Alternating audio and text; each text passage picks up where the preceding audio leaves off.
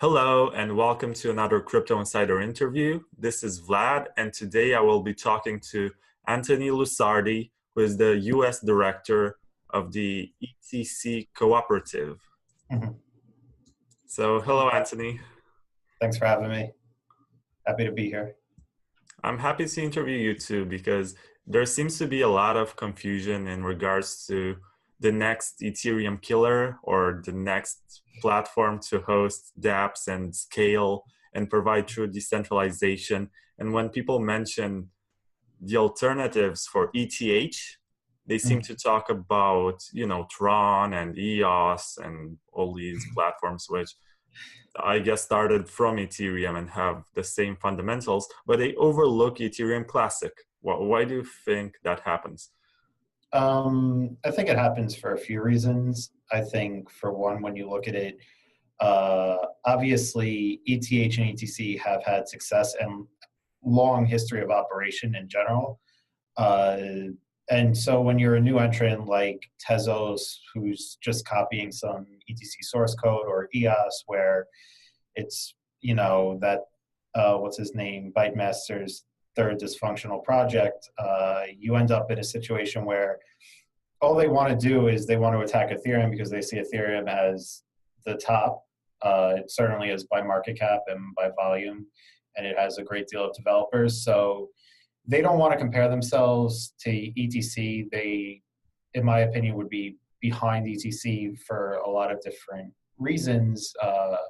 And so they just kind of skip it. And, in general, we've had, when ETC first started, we didn't have any resources at all. So we've grown quite a lot from there. And that first year where we were just trying to get everything together really put us behind in a way, because in people's perceptions, because they were looking at Ethereum and Bitcoin and they said, well, Ethereum and Bitcoin have all these things, ETC's ideology is great and I agree with it, but why doesn't anybody else have these same things? And so I think in general that just set us back a bit, because people didn't account for the fact that ETC, despite having a great potential here, we still had, a lot of work to do, which we've now gotten done.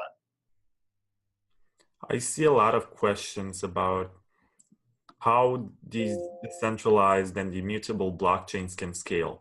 And it seems like the ETH blockchain is going to head towards sharding and Casper POS and Raiden and whatever big project they seem to promote and haven't, accomplished in the past 2 years.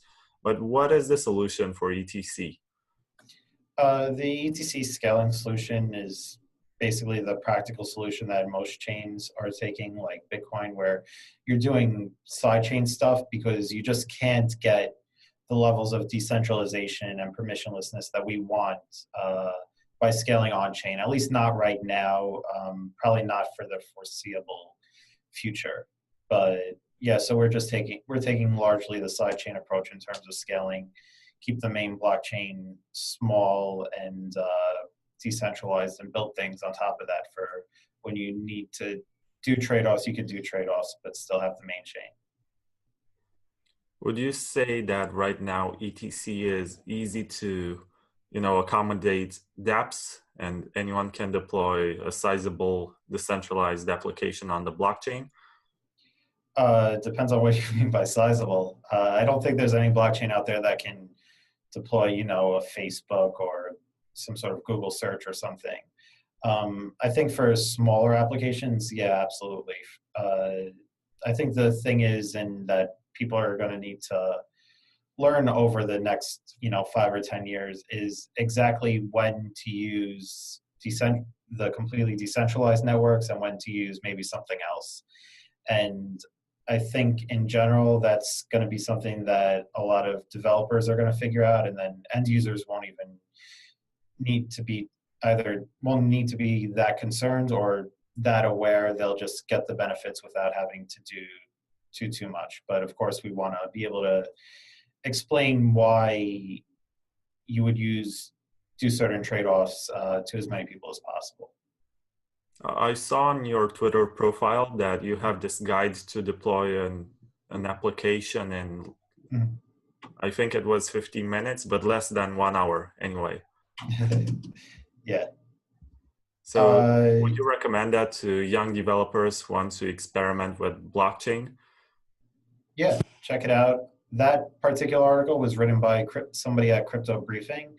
So that wasn't an ETC cooperative article. It was just somebody else. I think it was Patty Baker.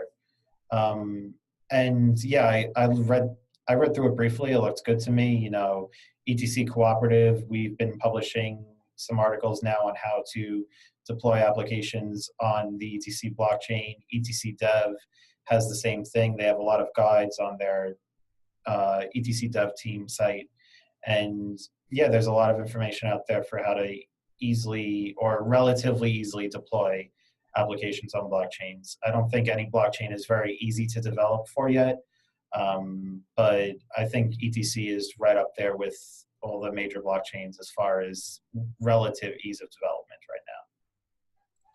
I remember seeing a post by Jameson Lopp, and he complained about the difficulty of running a full node with Ethereum.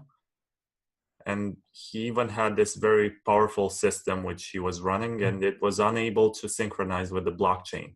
But is the ETC blockchain easy to download? What is its current size, and is it easy to run a node? Yeah, so it's not too hard to run a node right now.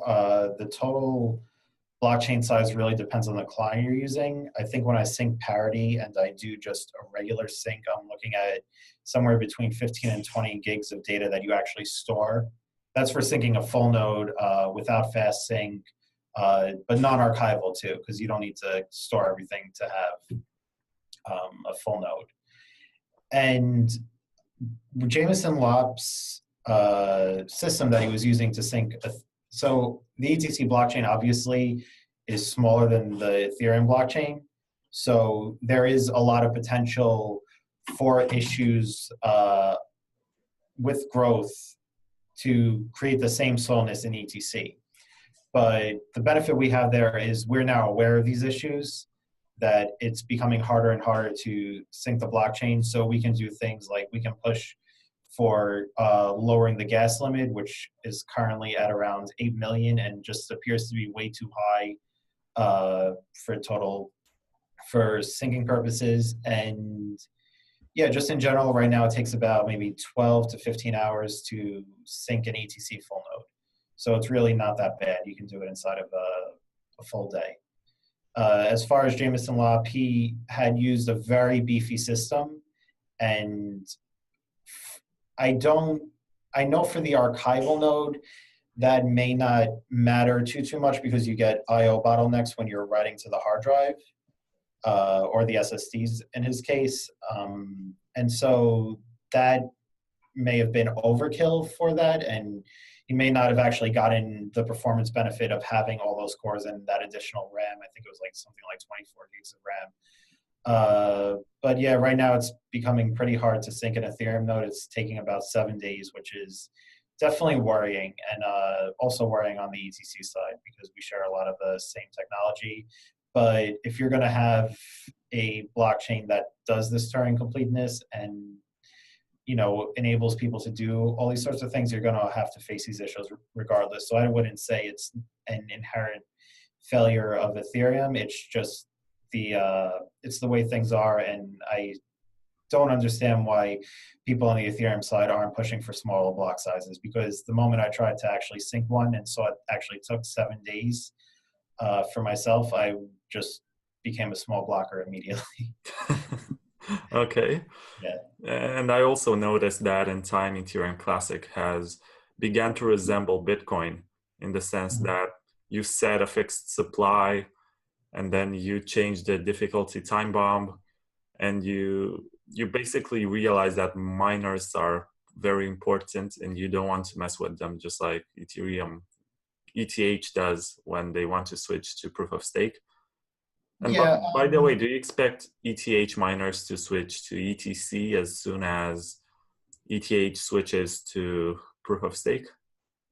Yeah, I would expect ETH miners to move, especially when you're talking about ASICs and there's not too many other ET hash Well, there are, no, that's wrong. There are many other Ethereum-based chains, but as far as the most profitable one after ETH would be ETC.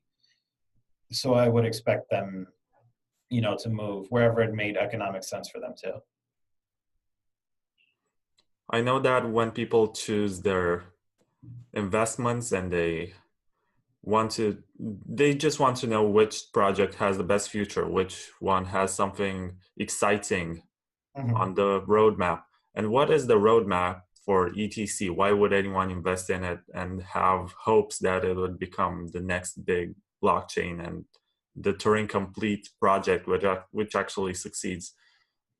Yeah, so ETC has a lot going for it in that, I mean, for one, we have a very distributed set of groups working on us. We've got us at the ETC Cooperative, we have IOHK and ETC Dev doing the majority of the development, and then we have ETC Labs who's incubating a ton of projects for ETC, and we're hoping to find more people. We even have Parity Tech has supported the ETC network for a long time, and we're going to be working with them more soon. And just in general, I would say some of the main things that ETC offers are, as far as tools, we have like Sputnik VM, which is, and I'm trying to explain this simply, it's just a very high performance version of the EVM. It's probably the best performing version on average across all sorts of operations. And that type of tech that we have on our side can be very valuable in our side chains and in our network in general, making it, leaner, faster. When we talked about the scaling issues earlier, there's potential there that, operations pass through other EVMs may go a little bit slower, and Sputnik VM may give us a performance improvement there. And, we've got Emerald Project by ETC Dev, which is making developing applications a lot simpler on the ETC chain. One great example of the types of projects you could build is actually their Emerald wallet, which is based entirely on Emerald SDK / platform, whatever they're calling it now. And it's just it's a very holistic set of tools to build Ethereum Classic apps. And so I think in general, we're not going to see, well, we're going to end up seeing, and I think we see it already with even private blockchains largely adopting the EVM, is we're not going to see differentiation in scalability as far as main chain type things or these false promises that people give. What we're going to see improvement on, and where ETC's value lies, is in our principles and the tooling around it that really is going to make it easy for developers to use and adopt. So I see a lot of just general benefit there, and it's just it's kind of hard to dive into one specific reason why somebody would like ETC. I don't want to pull people to tell people to invest or buy the coin or anything. That's not my job. There's just quite a lot going on, and I think right now we're just have a bit of a communication issue. Would you say that the name ETC doesn't really help the project itself develop? Because a lot of people say, okay, this is like the poor man's Ethereum. It's not as well financed. And they stuck to some principles which Vitalik Buterin, who was regarded as, a godlike figure in the community, ended up resenting eventually. And do you think that the name in any way stands in the way of the success of the chain? Me personally, I wanted to change ETC's name forever. I didn't want to fight that battle. But as far as the majority of the community want to be called ETC, so that stays. But in general, I don't think that's going to be a major detraction for us. If anything, it helps people who are new to the space understand that in a lot of ways you get a lot of the same things on Ethereum and Ethereum Classic, but what you don't get are the principles that we stick to. and you don't get some things that come out of that. Like, for example, on the Ethereum side, there may be a lot of application developers that aren't too worried right now about dApps and the blockchain bloat because, you know, sharding is coming and proof of stake is coming. Those are both very incredibly hard to solve problems that I don't actually think are going to be solved in a reasonable time. So on the ETC side, you see, we're not even focused on that. We're focused on just providing developer tools, and when you need high throughput, you can just use side chains. So no, I don't really. I probably gotten a little away from the question, but I don't see the name itself as too detracting from ETC right now. Okay. Except maybe for newbies. I think newbies it's hard to explain to.